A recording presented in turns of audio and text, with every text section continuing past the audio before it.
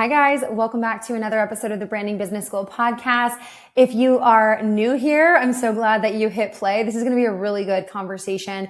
This conversation originally aired on my friend Kassidy's podcast, the In Between podcast. If you like my show, then go ahead and add this show to your library as well. Such good conversations with such real women building real businesses, talking about real stuff. And I love that the whole premise of Kassidy's podcast is that life is lived in between, in those in between moments, not necessarily the big wins or the deep valleys, but just in the quiet day to day when you're building, you're strengthening, you're refining. And something that originally connected Kassidy and I together, despite we were introduced by a mutual client, but we were also training for a HYROX race. And if you listened to my episode a few weeks back on HYROX, you know I'm a big HYROX fan. But we found each other, sliding into each other's DMs and giving pointers and asking for tips and all of that. And it just kind of connected us. But it sparked a really interesting conversation in today's episode just about the parallels of training for an event like a HYROX or a marathon or whatever it may be, and building a business. We spend so much time as entrepreneurs chasing the launch, chasing the six-figure month, building a sold-out offer or having a social media post go viral. But those moments, if and when they come, are so fleeting. And the real work and really the real joy is found in the in-between. It's in those quiet seasons that are refining your character, that are testing your resilience, that are building your strength. That is actually what prepares you to handle the success that comes after. So such a good conversation. I hope you guys enjoy it. Thank you again to Kassidy for letting me re-air the episode that originally went live on the In-Between podcast. I hope you guys enjoy. This is the Branding Business School podcast, the go-to business and marketing podcast for ambitious women looking to start and scale profitable businesses. Learn from your host, Victoria Marcoullier, how to build a powerhouse brand in this online era without sacrificing your sanity or misplacing your priorities. We support the dreamers and the disruptors and are showing up weekly to teach you practical advice on what it takes to become the go-to in your industry. Operating an online business as a female entrepreneur looks different these days, and thanks to us, so does business school. Welcome to the Branding Business School podcast. Welcome to the In-Between podcast, Victoria. I'm super excited to have you here to give my audience context. My sweet, sweet client, Sarah, introduced me to Victoria and her brand, Brandwell. And I've been slowly obsessed. I tell all my friends, if you need branding or website advice, you need to follow their page.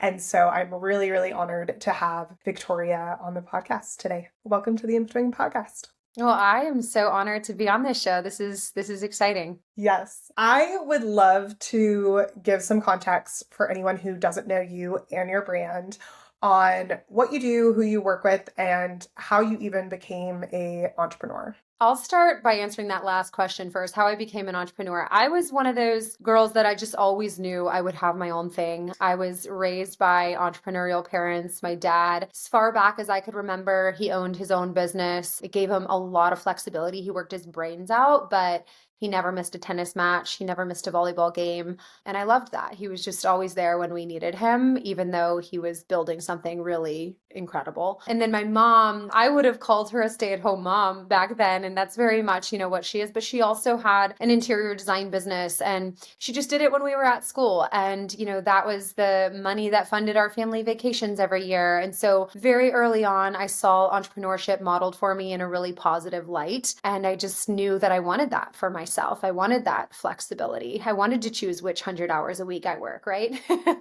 But then in terms of, more practically speaking, how I became the founder of Brandwell. So I did study advertising in college and I really fell in love with consumer behavior and the psychology of why people buy things and realizing that design and advertising and messaging can impact the way that we behave. And I ended up getting a job at a marketing agency and I worked there for about 4 years. And a couple of years into that job, I had always been doing something on the side, whether it was like an eBay business. I had many little side hustles before I started Brandwell. But my husband came home from school. He was in PA school while I was working at this marketing agency.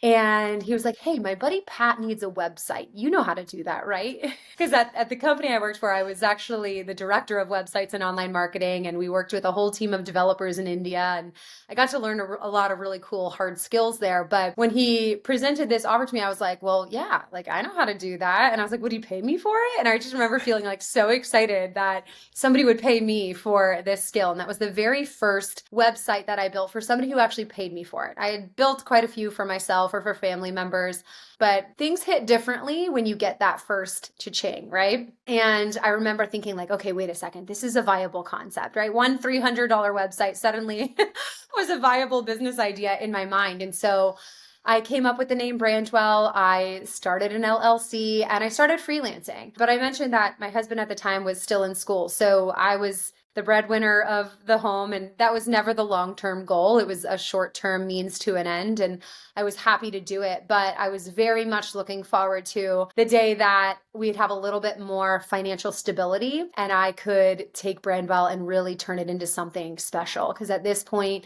I was on the executive team at the marketing agency. I was traveling. I was working far more than 40 hours a week. So Brandwell got what was left of me. And actually, it's funny how the story played out. But my husband graduated. We had been talking about starting our family. And I found out on my birthday of all days that I was pregnant after quite a few months of trying. And it was truly the best gift. I was so excited. And literally the first thought after I was like done thanking the Lord for answering our prayers and allowing us to get pregnant, my next thought was, oh my gosh, I'm quitting my job. Like this is my ticket out, right? And so my mom holds this over me to this day. My oldest is now 6, but I told my boss that I was pregnant before I even told my mom. I called him the next day and I put in my notice. I was like, listen, I'm having a baby. I just want to, be home with my kids. When that was like very much a half truth. I did want to have something of my own that allowed me to determine, who would be watching my kids throughout the day. Yeah, that felt like my ticket out because we had always said, my husband and I had always said that like someday when we start a family, if you want to work, great. If you don't want to work, like that's an option for you too, which is such a gift I now see. But I really wanted both. I wanted to continue, operating in what was not just a skill. It was like a major passion of mine. I love web design and marketing, but I knew like I wanted to be the type of mom that I had. My mom was so present. She never skipped a beat with us. And that was just what I had modeled for me and what I wanted to replicate for my own children. And so I ended up putting in my notice and it was there that I was like, okay, I have 9 months, maybe a little bit less, to see if I can really get this thing off the ground. Now, I had been freelancing for about a year and a half at this point, so I did have a viable business, but it was not going to match my salary before I left, right? So there was a building period, and that's actually how Brandwell started to take shape early on in terms of this whole all-female team and the creative agency direction. Because by the time I took it full time, I was already expecting a baby. And I knew like this business cannot live and die with me. I've got to figure out a way to grow it. So that was kind of the starting point of Brandwell. That is one of my favorite stories. I've heard it over on your podcast. It's so inspiring because not that you were on a countdown by any means, but I can imagine the energy. You're pregnant, this huge change is coming. It was your first baby.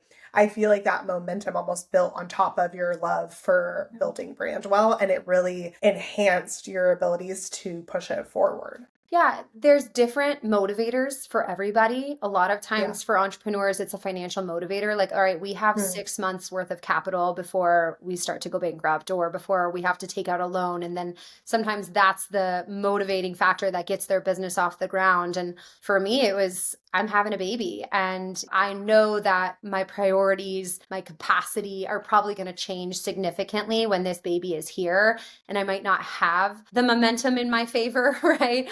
I really leveraged that. And I still think that I owe a lot of the success of Brandwell to just the timing of how everything played out. Yeah, absolutely. So I would love to talk about the nitty-gritty in it all. I'm sure there were a lot of mistakes made, a lot of ups and downs, especially shifting. I mean, at this point in my life, I don't have any kids. And so 24/7 is my business. I can't imagine being in your position where you've just quit your job, you've had these 9 months, and then your whole world switches with a baby and you have to really lean in to get help. You have to lean in to build people on your team that are going to help you because the time is just different in your day. Was that risky for you? Did you feel nervous? Did you feel scared? Or were you like, ready, let's hire, let's get a team on board? Yeah, sure, it felt risky. I did go a very low risk way of hiring. I just started with contractors, which in the design business and the roles that I was hiring for, they weren't getting paid unless I was getting paid. So the biggest risk was more about like brand reputation, that I might bring somebody in who was misaligned with my brand. Early on, like your brand's reputation is so important. It always is, but nobody knows of you when you're first getting started. So that first impression and that first imprint on those first few customers is incredibly important. So I was very, very selective with whom I brought into my ethos, but fortunately that all worked out quite well. And I had some really good first hires. And I always tell people with hiring, yes, if you're going to hire a W-2 position and like you have to pay them this big salary no matter what, like that's a risk. I've done that too. That was definitely scarier than hiring contractors. But that first one is the worst one. And once you do it, if you're strategic about whom you hire, your hire should always be driving more revenue for the business. Even if it's something that saves you time, that time saving is so that you can go and drive more revenue for the business, right? So once you live through at least one of those experiences where you hire and you see that, okay, like in my instance, I hired a white label designer. So when I was first starting out, I could take on about 3 websites a month by myself. But once I hired her, I was able to increase that to 5. So my revenue was able to jump significantly, almost 30 to 40% with that first hire. And it's not always going to be that drastic in terms of revenue, but that mindset shift gave me a lot of confidence to then make the next hire and the next one. And then, before I knew it, I have like 8 girls on my team. And you have developed a female-based clientele as well. Was that the initial goal for you? Like, did you have a passion for female entrepreneurs in the beginning? Or were you kind of like, I'm going to take everyone so I can get the money flowing?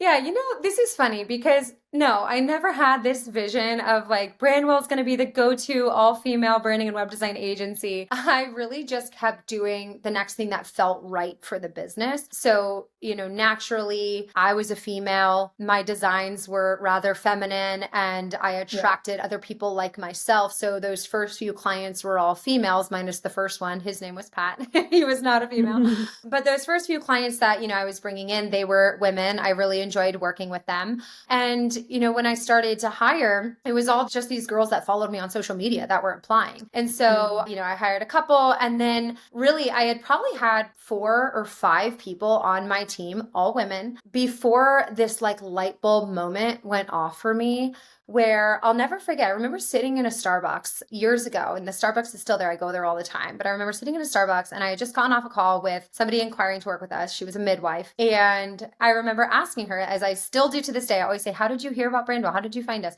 And I just remember her saying like, well, I was looking for like a female owned and operated design agency because, I had previously worked with a larger scale agency and it just wasn't the experience I was after.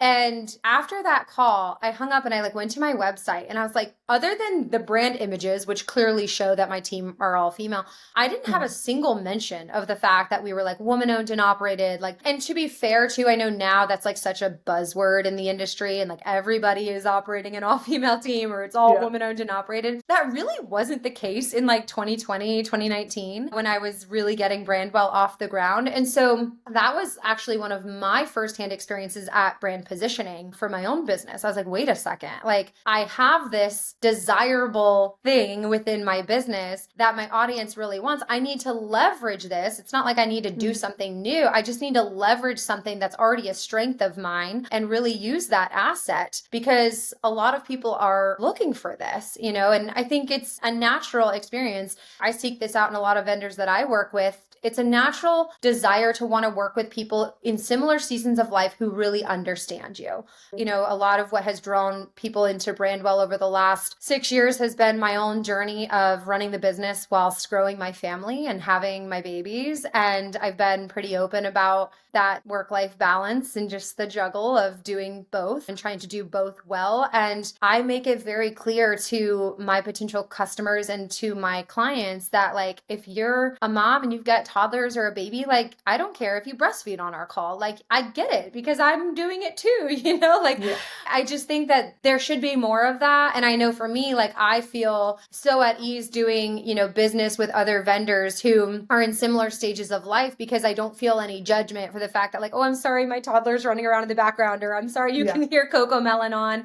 Because that is just our reality, And so I really wanted to create like a space where that was normalized and it wasn't like frowned upon, and honestly go against the grain from what I saw a lot of other women-owned and operated businesses doing at the time, which was just like, how quickly can we break the glass ceiling? How quickly can we compete with our male counterparts? And I was like, that's really not my goal. Like, that's great for, you guys, if that's your goal, but like, I want to have a regulated nervous system. I want to have happy employees. I want to be present with my kids. And I want to continue using this skill set that I believe God has given me that I know is transforming other women's businesses. Like, that was really my goal. It still is 8 years later as I'm still running Brandwell. So I think just like being open and honest about that, even though I didn't even really see it, it took me about 1.5 years to realize that that was a selling point for me. It was just this all-female team that I was building. And it was something that I found just by listening to my customers and asking them, why did you choose us? Yeah, I love that. And I think it's so important as well, because it's allowing people, one, the feedback they're giving you, but also you and your team asking the question of like, who do we enjoy working with? Who do we like to be on calls with and have fun when we create these websites? I think that's something in my social agency that I've asked myself a lot in like the last 6 months to a year is like, what clients do I have the most fun creating content for? And I feel most creative and I feel like the strongest sense of self, because those are the clients that I want to lean into and I want to find more of. And those are the clients that are going to get the best results working with you too. Mm-hmm. And that's important because in the early days, I get it. I remember being there like it was yesterday, but like you just want to say yes because you need to build your portfolio. You need cash in the bank. But when you say no to those misaligned clients, it typically comes at a cost to both parties because it's misaligned, because you're not creatively stimulated, because there's not as strong of like a relationship forming. There's the rapport is not as strong. They're not going to get the same results as somebody like you just mentioned. Like if you're really fired up about doing socials for this like really fun, creative, female-based agency, you're going to deliver higher quality work, and that work is going to in turn get them better results, right? So that's just a good like word of advice to somebody in the early stages, that the sooner you can establish who you serve and who you don't serve, the better you'll be able to position your business for more of that, because your clients are your walking portfolio. I always will preach this, but like your clients are your walking portfolio and they're going to refer more people like themselves. So the sooner you learn to say no, the faster your portfolio will grow with the type of clients that you want in it. And then you start attracting more of those, and it's an exponential ripple effect. Yeah. And it's funny you bring that up, because I was just going to ask, when you started to narrow down and really focus on female-owned businesses, was there a different marketing strategy behind that? Or it was like, oh, this naturally becomes easier because it works for both parties? Yeah, I wouldn't say there was like a different marketing strategy. It was just like, oh, I'm going to finally speak to the people I've already been speaking to, but I'm going to name it. I'm going to call it out. Because before, there's that fear of, well, I don't want to alienate anyone. I do work with men, right? Like if their brother wants us to design a website, I'll say yes, right? But now this is the advice that I give to a lot of people, because they'll come to me with the same hesitations. I'll use the example of a gym owner that we designed a website for, and they were really catered to that like high performance athlete. And yet on the clarity call, they're like, well, but we still have, like the grandpas and like the 70 and 80-year-olds who come in for personal training. And I was like, listen, that's great. We love grandpa, but we're not going to dilute your brand's message for the 10%. We're going to build it for the 90%. And the 10% will likely still stay with you, right? Because they love you. There's a reason that they chose you, even though they're not in your target audience. Yeah.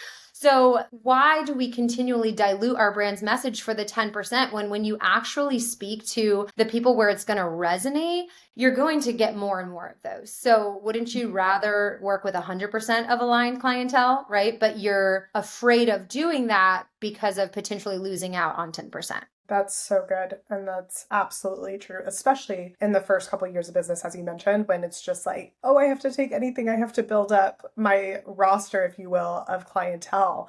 And it's like when you actually start speaking to the people that you best serve, it comes back tenfold. Yeah. So let's hop into the marketing and the branding side, because I know that that's your zone of genius. What do you feel from an industry perspective, like people are getting right or getting wrong when it comes to their branding and their websites? I think a lot of people confuse aesthetics with strategy. You probably see this from a social media standpoint too. We over prioritize the wrong things. One of which, in my opinion, is just jumping on trends on social media. How many hours are we spending trying to capitalize on a trend when you and I both know that going viral is not necessarily going to do anything for the bottom line of your business, right? And, we care so much about vanity metrics. We're so focused on being liked and not always as focused on being chosen. And this is really important. This is the work that we do at Brandwell is, the positioning work. You can have a fantastic social presence. You can be getting those likes all day long. And we're internalizing that as approval, right? Approval of our business, approval that we're doing things like. But if those people aren't converting, if they're not becoming customers of your business, then it's just a vanity metric. It's really not showing that you have a viable offer or something that, people are willing to spend money on. And so I would say that's one of the biggest problems is that we're over prioritizing the wrong things. And then we're under prioritizing the things that actually matter. Things like first impressions. I know this because Kassidy, you just did a website audit with me recently. So you know that this is the advice that I give to people over and over and over again. But like when somebody lands on your website, their brain is deciding in a matter of seconds, is she trustworthy? Is this a legitimate business? Is this for me? That's a big one, right? Is this for me? Am I in the right place? And then is this worth the value? And the brain will have already decided the answer to those questions well before they ever get on a call with you. And so I see a lot of entrepreneurs who really do have phenomenal businesses and they have great infrastructure, great offers, but they've so under prioritized the first impression because they just don't think it matters. They're like, well, once I get them on the phone, I'm like, listen, girl, they're not getting on the phone because you lost them in the first 2 seconds. Right? So that's something that I see being under prioritized nowadays. And I think it's because it's not always that quick result, right? Like we can put together a post for social media in a few minutes and have it up and start getting that instant gratification. We can start seeing how it's responded to in seconds or minutes, where that's not going to necessarily be the same thing with a website. It's going to take weeks to design a strategic website and even longer if you're going to have strategic professional copywriting done. And then you have to get the website up and then you have to get traffic to it and drive visibility. So yes, it's a longer road to getting that approval, the signs of approval that we so crave, but it also has a longer ROI time span. So that's what I guess I wish I saw more entrepreneurs recognizing is that in 2026, we have a very skeptical consumer base, right? Because we've heard every marketing message. We've been burned at this point. This is especially true the higher ticket your offer. It's likely that your clients have made higher ticket investments before they've come to your business. And some of those probably didn't pan out. Some of those, they probably didn't get the results that were promised to them. So now they're skeptical, right? How are you any different? And people make decisions based off of perception, not reality. So even though you're different, you're going to give them a different experience than what maybe burned them before. If your online presence, social media included in all of this, but if your socials and your brand and your website are not answering those questions that I just shared, is this for me? Is this worth the value? Why should I choose this person? If it's not answering those right away, then it's going to drastically impact how that conversation unfolds, whether or not they book you. And even if they book you, this is another thing that I share with clients who are like, well, my business is all word of mouth referral. I'm like, listen, that's great. But you might have, a trusted word of mouth referral come in. They sign you because they really trust the referring person. But we all know what it's like to have a client who just doesn't trust us, right? Who questions everything, who over edits, right? Who all of a sudden it's like, wait, why did you hire me? Right? Like, why don't you create your own social post, right? Because you're tweaking everything that I do. And that lack of trust probably could be traced back to the moment they landed on your website, the moment where there was something off in your brand's positioning, in your brand's messaging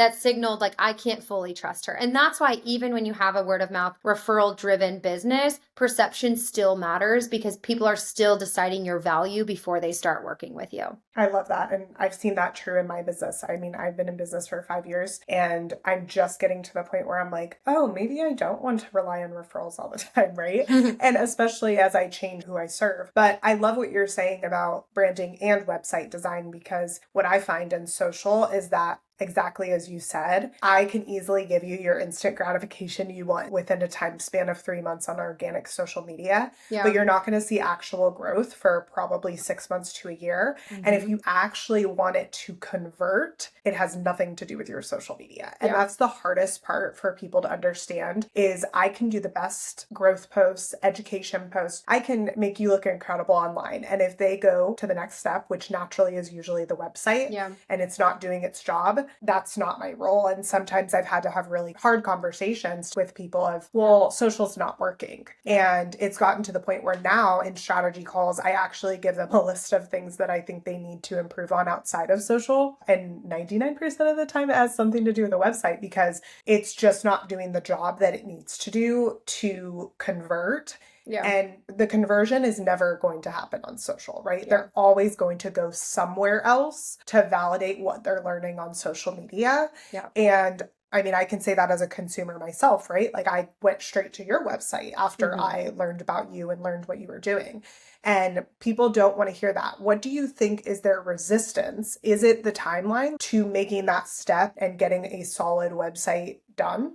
I think that's part of it. Budget, not fully understanding the ROI, something that we've had to shift about our sales process over the last year since we've gone into more of like a higher ticket offer than where we were before is actually showing them the ROI, like literally pulling up a calculator on the call and saying, what is one ideal client worth to you? And then doing the math for them. Okay, if we get you one lead per month, here's the ROI of this website design. Usually it's 10x what they're going to spend in the first year. And we've got case studies that back that up. But that's my responsibility as the business owner to help paint that picture for them because we don't know what we don't know, right? If they're on the phone with me, it's probably because their website doesn't work, right? They're not getting leads. So therefore they don't see it as a valuable asset for their business. And I have to help them understand how we're going to change that, right? Like, hey, I know your website's not doing anything for you now, but it actually should be the number one lead generating machine for your business.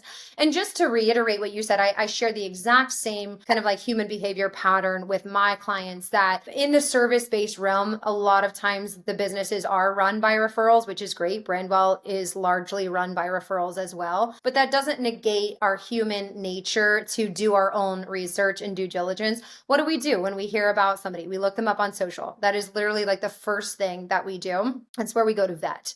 So if they go and they like what they see on social, now we're ready to get more information like you shared. Now we're on the website. The website should be the last step. The website should be where they're getting all of the answers to their questions. I always say, I think it's a headline on our website. Your website should seal the deal for people wanting to work with you, right? So they've already learned enough to know that they like you.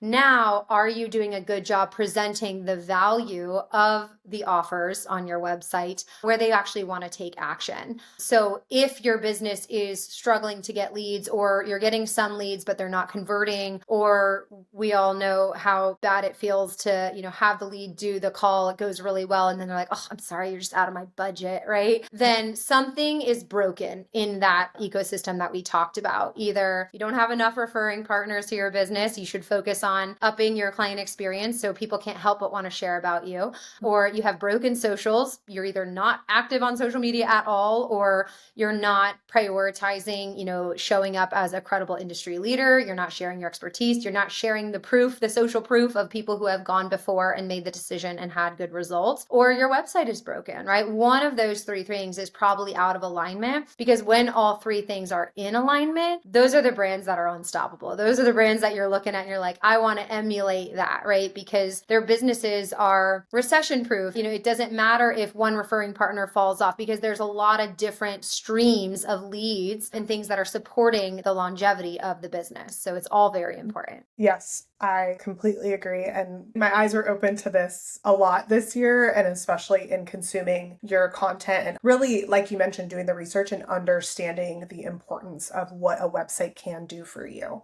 Yeah. Something I learned this year, and I'm sure you hear it all the time, are people in your industry specifically that maybe just use a template or have these easy ways where they build, I'm using that in quotations, websites, but they actually do nothing and they don't move the needle in your business. Yeah. Can you explain to my audience the difference between your process, and I've not seen it firsthand, but I've seen it almost secondhand from a client, your process and how that's different from maybe an agency that uses templates and you don't even know it and you're kind of just signing up because you thought you were getting a great website? Yeah. I'm glad that you asked this question, because this process has actually changed a lot over the years. It looks very different in Brandwell year 8 than it did in Brandwell year 1. So when we started Brandwell, it was really all about just building something beautiful so that there was a positive first impression. And that did have an ROI. It wasn't as significant as the ROI of what we do today. And I think every entrepreneur at some point gets to this point where you stop selling them what they want and you start giving them what they need. Or you can sell them what they want, but you have to give them what they need,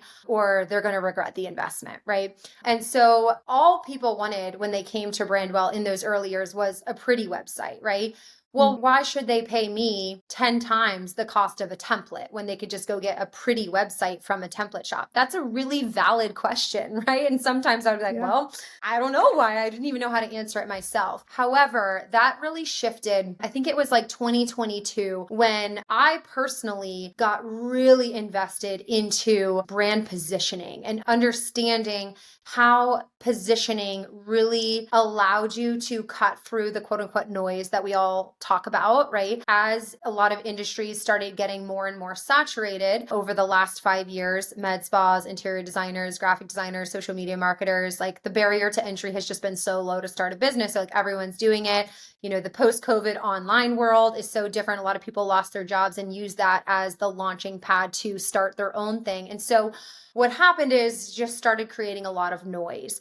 That's when I think there was a very real shift in the way that people went about making buying decisions. Everyone started to look and sound the exact same. This is actually happening again right now with AI, and maybe we'll touch on that in a little bit. But when everybody looks and sounds the same, options feel endless, right? And that can create a lot of overwhelm. So what do people do when they're overwhelmed? They don't buy, or they buy the most convenient or the cheapest option. So if your brand doesn't want to be labeled as the most convenient or the cheapest, then we have to figure out a way to position ourselves as different from all the other people that are offering the same thing that we have to offer. Because a lot of people just assume that people know how you're different. They don't. I promise you they don't, because we're consuming content in a matter of seconds. And we're not remembering everything that you share in your social post, right? We're not going back to it to try and research. Like, that is not the job of the buyer to do all of this research. That is the job of the brand to help somebody understand in a matter of seconds how you are different. What is your unique brand positioning? And why does that matter to the person? Why should they not only choose you, but pay more for you, right? So all of that to say, I got really drawn into understanding brand positioning. I started using it in my own business, and I was able to continually raise my rates year after year after year, and it really didn't affect the business. It was amazing. And I was like, I don't think my clients understand this. I don't think that they understand the need to be carefully and strategically positioned in their market before we design the brand and the website. And so that's when I got my team together. We actually all flew in. I have team members all over the country, but we got together for a Brandwell retreat, and we started talking about how can we layer in more strategy for our clients? How can we help them figure out their brand positioning? We had a questionnaire, early on in Brandwell that our clients would have to fill out before we started the design work. And one of the questions was really simple, but why should somebody choose you over your competition? And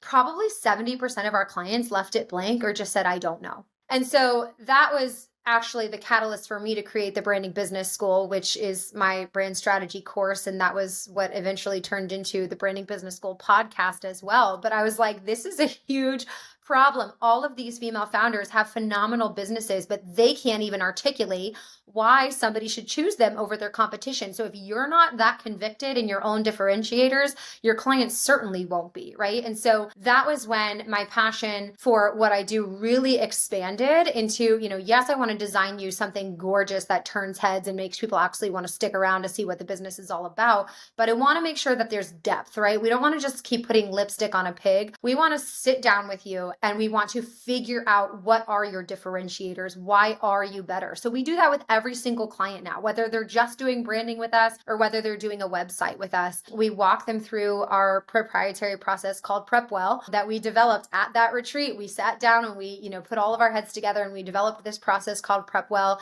And then we actually give every single client of ours complimentary access into the branding business school so that it comes down to mindset and understanding branding from a more holistic perspective. Because still, a lot of our clients come to us thinking that they just need the visuals.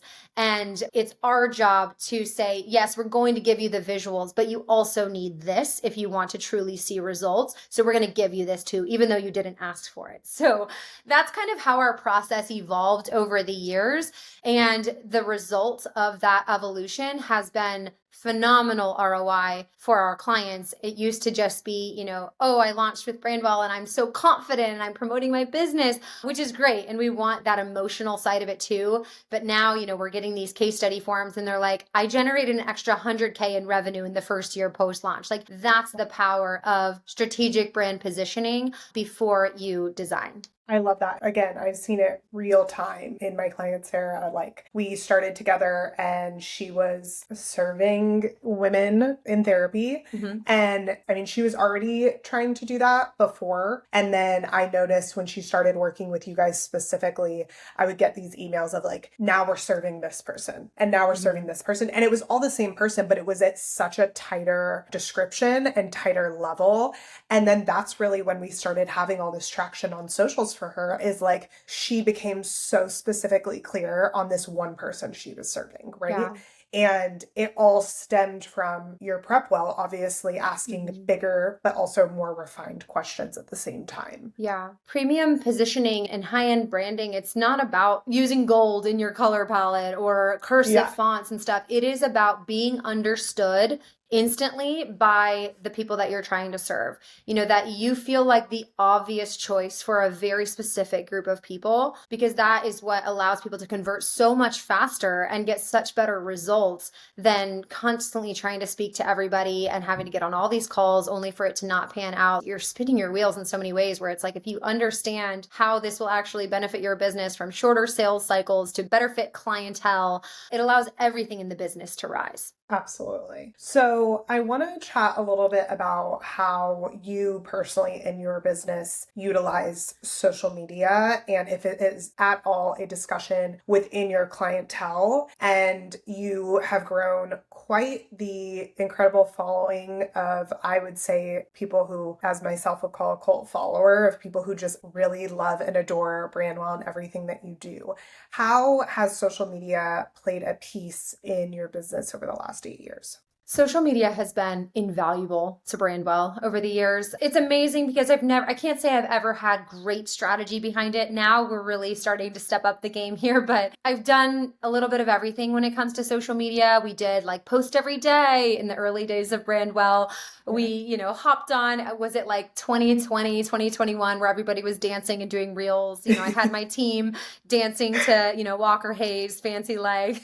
We've done everything. Now I would say our social strategy has really shifted where the goal is, I really look at every piece of content through the lens of a prospective buyer of Brandwell. Would this make somebody want to work with us? Doesn't mean it's all thought leadership content or just like continuing to give brand advice. Like a lot of that is on a personality fit. Like, does this showcase our personalities in a way where people are like, oh my gosh, I want to work with them, right?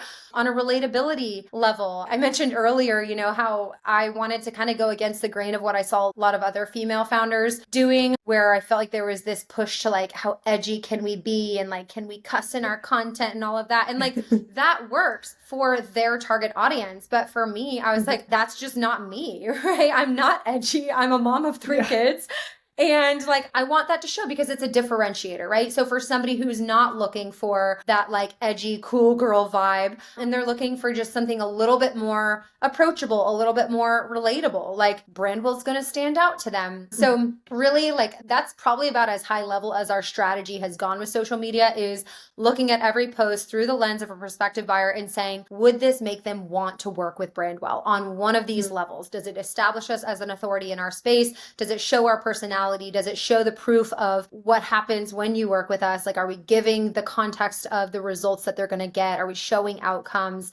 I think that's like really, really important, and that's working for us. But, you know, overall, like, here's just to show you how I know that social media has been incredibly beneficial to my business over the years. We lost our social media manager in April of 2025. It was a very like mutual, she was just moving on to bigger and better things, and we were really happy for her. And at the time, our team was quite robust anyways, and I was like, let's just pull it in-house. Like, we don't really need to replace this position at the moment. I was getting ready to have my third baby, and I was just like, I can't hire and train somebody right now. So let's just pull this in-house. And so that's always a good idea at first, but it's like all the people on my team already had their jobs, and to add it on, it was just always an afterthought. And so we went quite a few months, I would say from May to December, really showing up rather sporadically. We had always been consistent 3 to 5 times a week. You could expect to see Brandwell on your feed. And then that changed. And now it was like maybe once a week were we showing up. And so initially,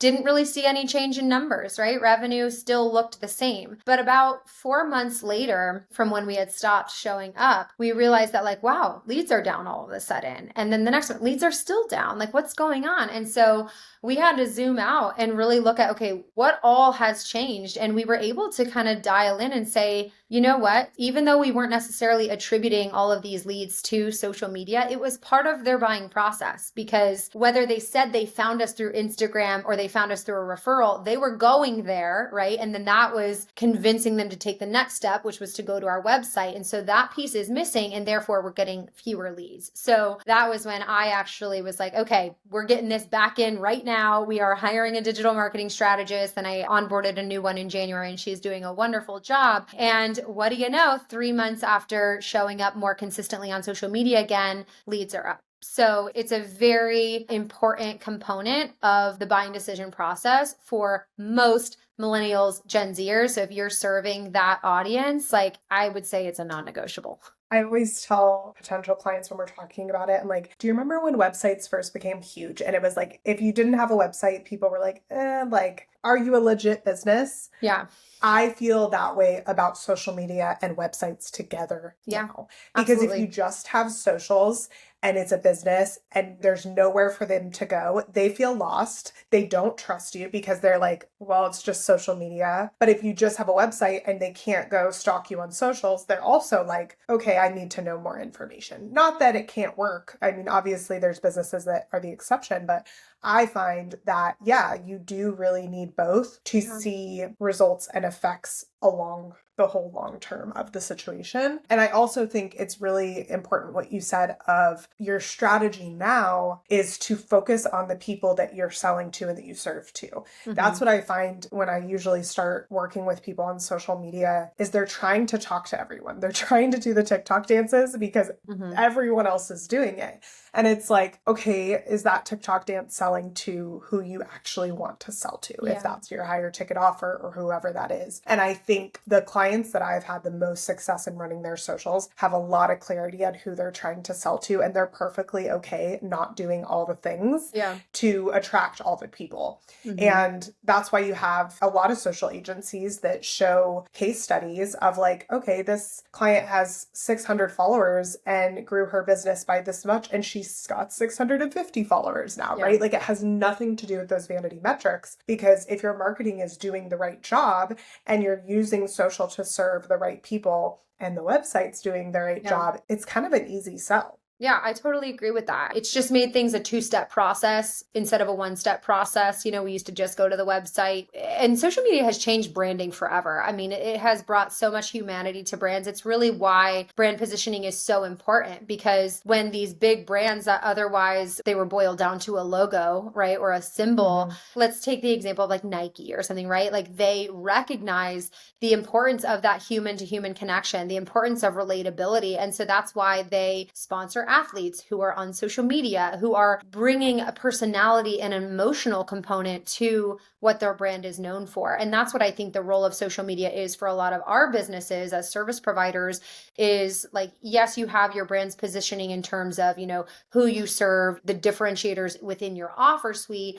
But then there's also you. Like nobody is you. So what's the fastest way to help people understand you? If you don't have a podcast, right? You can't expect somebody to go and read your about page on your website. Like social media is this low hanging fruit to really get in front of your audience and just show them you, because that's a huge differentiator for every brand. That's definitely how we use it too. I've been hopping on stories for 8 years now on Brandwell, just showing my life and my values and what's important to me. And in turn, that creates a lot of trust and even just likability. Likability is important when, again, options are endless these days. They're going to go with who they like and who they trust. And I think social media is one of the strongest and fastest ways to build those two things. And stories especially are the easiest way to build trust under any circumstance, because let's use this example of our interactions, because we've been interacting for probably a month or two. I knew when I was going to get on the call, it was like a friend I've known because I've been watching your stories, right? Yeah. I've been consistently consuming your content, that when I got on this call, I knew who to expect. Right. Assuming all things are the same. And that's something that is so valuable, at least for me personally, because as someone who might overthink or be like, oh, like, what is this interaction going to be like? Right. I got on the call this morning and I'm like, oh, I already know a little bit about Victoria. Yes. I've already watched her stories. I know she has beautiful babies and this is her these are her values and her business, right? And so there's a huge advantage to that, even as you're building a business. Yeah. I want to ask you a little bit, of course, about the in-between.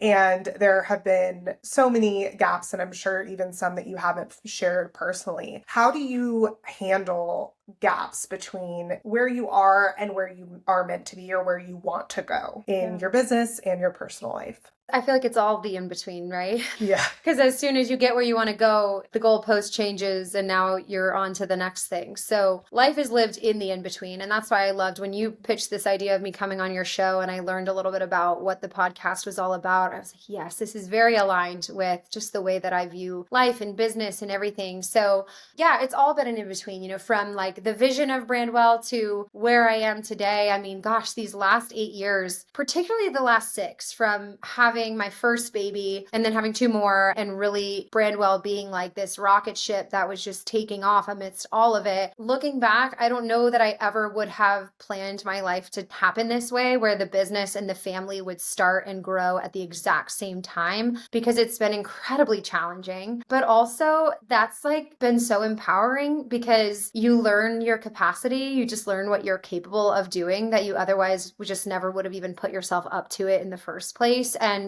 I know you and I have both done a HYROX, and that was like another reason I like instantly just felt like you were a kindred, because I love HYROX. I just did my second one. I think there are a lot of parallels with like training in the gym, training for an event, and entrepreneurship. And so, as I was thinking about coming on your show today and knowing we both had done a HYROX, I was like, this is probably a good analogy to share. Maybe some of your listeners are into fitness or you run marathons or whatever it may be, but we all want that like race day moment, right? We all want that race day high. And as it relates to business, we all want the 6-figure years. We want the 6-figure months, whatever the goalpost is for you. We want it as fast as we can get it, right? But it is in the in-between. It is in the training that we're even developing the capacity to handle it when we get there. And I think that's really important, because for me, like the business that I'm operating today, I could not have operated 4 years ago. I could not have even operated it 3 years ago.